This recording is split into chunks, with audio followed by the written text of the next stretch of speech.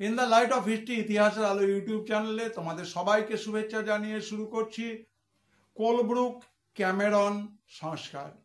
এই কোলব্রুক এবং ক্যামেরন সংস্কার এটা কিন্তু শ্রীলঙ্কার উপরে প্রয়োগ করা হয়েছিল 1900 সালে।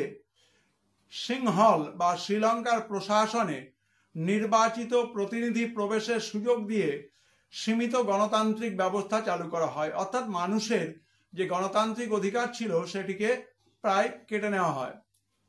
1920 সালে নির্বাচনে নির্বাচিত সদস্যরা সংখ্যাগরিষ্ঠতা অর্জন করে। 1931 সালে শ্রীলঙ্কার ইতিহাসে সার্বজনীন প্রাপ্তবয়স্কের ভোটাধিকার চালু হয়।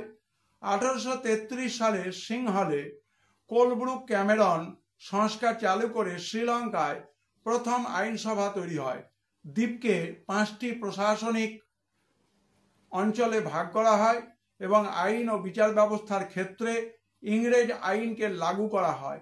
এটি ছিল শ্রীলঙ্কার ইতিহাসে প্রথম প্রশাসনিক এবং আধুনিক সংস্কার।